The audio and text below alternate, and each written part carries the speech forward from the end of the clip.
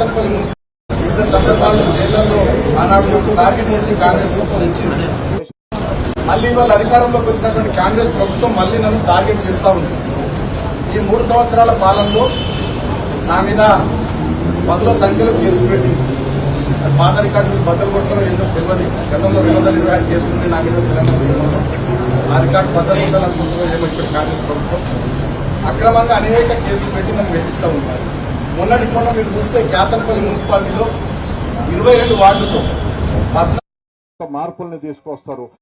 కాంగ్రెస్ అన్యాయంగా Ketanpalli municipality chairman స్థానాన్ని కైవసం చేసుకోవాలని కుట్ర చేసి నా మీద నాతో పాటు మా నాయకులు 25 మందిని అక్రమ కేసులు పెట్టి నన్ను ఆదిలాబాద్ జైల్లో 16 రోజుల పాటు ఉంచింది. సో అక్కడ అనేక రకాల జైలు ఇబ్బంది పెట్టి నాకు రోడ్ ఇన్ఫెక్షన్ వస్తే ట్యాబ్లెట్ ఇవ్వలేదు. దాదాపు 4-5 రోజుల పాటు విపరీతమైన చలి అక్కడ ఫిబ్రవరి మాసం చలి బాగుంటే నాకు బెడ్షీట్ ఇవ్వలేదు. అనేక రకాలుగా నన్ను రిస్ట్రిక్షన్స్ లో ఉంచుతూ వేధించి అయినా వాళ్ళ కడుపు మంట ముఖ్యమంత్రి రేవంత్ రెడ్డిని మంత్రి విజయ్ని కాంగ్రెస్ ప్రభుత్వం పెద్దల కడుపు మంట చల్లారన్నట్టుంది. మళ్లీ ప్రకటన కేసులు పెట్టి నేను 2014లో మెట్రోపాలిటన్ ఎమ్మెల్యే గెలిచిన సింగరేణి కార్మికుల ఓట్లతో గెలిచిన ఆనాడు 2018లో చెన్నూరు ఎమ్మెల్యే గెలిచిన మా మదనపల్లి రామకృష్ణపూర్ గోల్బెల్ట్ ఏరియా నాకు గురుప్రసాద్ ఆనాడు ఆశీర్వదించింది. ఇప్పుడు మేము ఓడిపోయినప్పటికీ కూడా ఆ ప్రాంత కార్మికుల పట్ల ఈ కాంగ్రెస్ ప్రభుత్వం చేస్తున్నటువంటి అన్యాయాలు మోసాలు దాన్ని నిరంతరం ప్రశ్నిస్తూనే ఉన్నాం.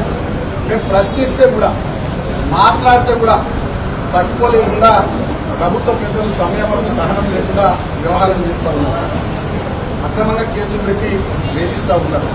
ఇవాళ నన్ను జైలుకు మరొకసారి పంపించాలనే ఆలోచన ముఖ్యమంత్రి రేవంత్ రెడ్డి మంత్రి వివేక్ ఇతర కాంగ్రెస్ ప్రభుత్వం పెద్దలు చేసి ఇవాళ జైలుకు పంపిస్తూ ఉన్నారు. నన్ను అరెస్ట్ చేసి అక్రమంగా కేసులు పెట్టారు. ఆ పెట్టిన సెక్షన్స్ కూడా మా లీగల్ టీం మాట్లాడుకుంటే ఆ ఒక్క సెక్షన్ నాకు అట్రాక్ట్ కాదు.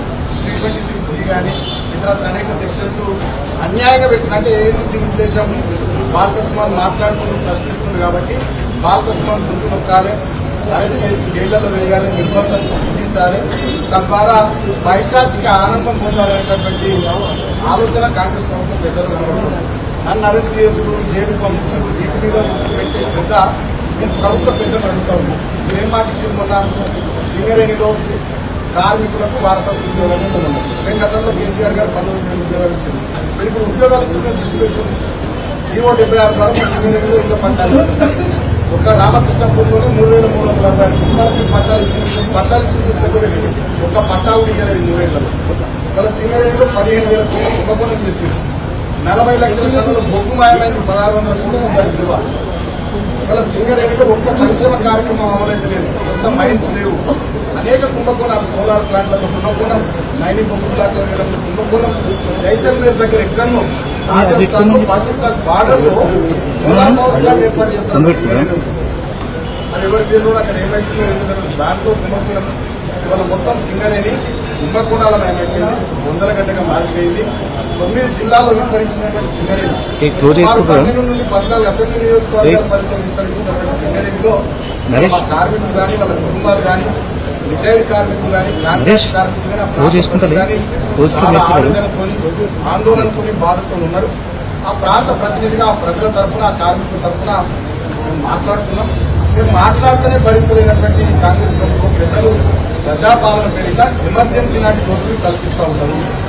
మమ్మల్ని భయపెట్టడం, ప్రశ్నించడం, భయభ్రాంతులకు గురి చేయడం, ఈ రకమైనటువంటి చర్యల ద్వారా పైశాచిక ఆనందంలో ఉంటూ ఉన్నారు. మొన్నటి రాష్ట్రమంతా చూస్తుంది. అశోక్ అనే ఒక ఆర్టీసీ డ్రైవర్ ఆయన జగిత్యాలలో మీరు వడ్లు కొనుగోలు మక్కలు కొనుగోలు అంటే ఆయన వేధించారు. చాలా మందిని వేధిస్తూ ఉన్నారు, ఇబ్బందులు పెడతా ఉన్నారు. అయినప్పటికీ నాకు చట్టం మీద, వ్యవస్థల మీద, న్యాయస్థానం మీద, మా అంబేద్కర్ గారు మహానుభావులు రాసిన రాజ్యాంగం మీద నాకు నమ్మకం ఉంది. ఈ అరెస్టులు, కేసులు, వేధింపులు, జైలు ఇవన్నీ కూడా మా లీగల్ టీం చూసుకున్నది. సో చట్టాన్ని గౌరవించే వ్యక్తిగా, రాజ్యాంగం పట్ల అనుభవం దాన్ని అనుసరించేటటువంటి వ్యక్తిగా, గతంలో ఎంపీగా ఎమ్మెల్యేగా పనిచేసిన అనుభవం ఉన్నటువంటి వ్యక్తిగా, ముఖ్యంగా లా అబైడింగ్ సిటిజన్ గా నేను అన్ని వ్యవస్థలకు కోఆపరేట్ చేస్తానని చెప్పి తెలియజేస్తూ కొన్ని ఛానల్లో సుమన్ పార్టీ ఏర్పాటు నేను ఎక్కువలే తెలంగాణ భవన్లో మా పార్టీ యాక్టివిటీ విద్యార్థి భవన్ సంబంధించినటువంటి మెంబర్షిప్ యాప్ తయారు చేశాడు. ఆ పనులు మేము ఇబ్బంది పడడం మేము ఎప్పుడు వాడుకోలే పోలే ఎందుకంటే చట్టాన్ని గౌరవించే వ్యక్తిగా పూర్తి స్థాయిలో సహకరిస్తా. నిజంగా నేను ఒకటే కోరుతా ఉన్న కాంగ్రెస్ ప్రభుత్వం పెద్దలని సరే ఇవాళ మరి ఇప్పటికైనా జైలు పంపిస్తున్న రేవంత్ రెడ్డికి మంత్రి ఇప్పటికైనా మరి కడుపుమంట సల్లారుతుందో ఏదో చూడాలి. మా మీద పెట్టే శ్రద్ధ, మా మీద చేసే ఎదురుదాడి, మా మీద కేసులు పెట్టి జైలులకు పంపించాలనేటటువంటి దాని మీద మీ తాపత్రయం, దాంట్లో సగమైన ఇచ్చిన 6 గ్యారంటీల మీద, 420 హామీల మీద, చేవేళ్లలో చెప్పిన SC ST డిక్లరేషన్ మీద, కామారెడ్డిలో చెప్పిన BC డిక్లరేషన్ మీద, వరంగల్లో చెప్పిన రైతు డిక్లరేషన్ మీద, అదేవిధంగా సరూర్ నగర్ లో చెప్పిన యూత్ డిక్లరేషన్ మీద పెట్టి ప్రజలకు నాకు మంచి పనులు చేయాలని కాంగ్రెస్ ప్రభుత్వం పెద్దల్ని కోరుతా ఉన్నా. అంతిమంగా న్యాయం గెలుస్తుంది, ధర్మం గెలుస్తుంది. జై తెలంగాణ, జై కేసీఆర్.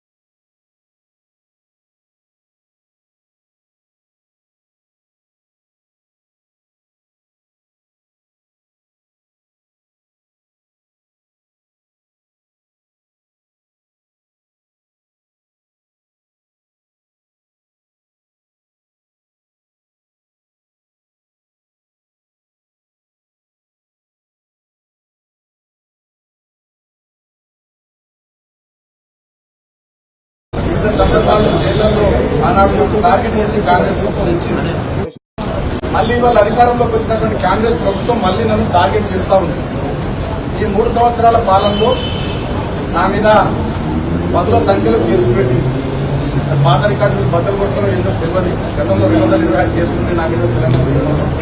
ఆ రికార్డు బద్దలు కొట్టాలనుకుంటున్నా ఇప్పుడు కాంగ్రెస్ ప్రభుత్వం అక్రమంగా అనేక కేసులు పెట్టి నన్ను వెచ్చిస్తూ ఉంటారు. మొన్నటి మొన్న మీరు చూస్తే కేతన్పల్లి మున్సిపాలిటీలో 22 వార్డుల్లో 14 మార్పుల్ని తీసుకొస్తారు. కాంగ్రెస్ అన్యాయంగా కేతన్పల్లి మున్సిపాలిటీ చైర్మన్ స్థానాన్ని కైవసం చేసుకోవాలని కుట్ర చేసి నా మీద, నాతో పాటు మా నాయకులు 25 మందిని అక్రమ కేసులు పెట్టి నన్ను ఆదిలాబాద్ జైల్లో 16 రోజుల పాటు ఉంచింది. సో అక్కడ అనేక రకాల జైలు ఇబ్బంది పెట్టి నాకు రోడ్ ఇన్ఫెక్షన్ వస్తే ట్యాబ్లెట్ ఇవ్వలేదు. దాదాపు 4-5 రోజుల పాటు విపరీతమైన చలి, అక్కడ ఫిబ్రవరి మాసం చలి బాగుంటే నాకు బెడ్షీట్ ఇవ్వలేదు. అనేక రకాలుగా నాకు రిస్ట్రిక్షన్స్ లో ఉంచుతూ వేధించి అయినా వాళ్ళ కడుపు మంట ముఖ్యమంత్రి రేవంత్ రెడ్డిని, మంత్రి విజయ్ని, కాంగ్రెస్ ప్రభుత్వం పెద్దల కడుపు మంట చల్లారన్నట్టుంది. మళ్లీ పరిణామంగా కేసులు పెట్టి నేను 2014లో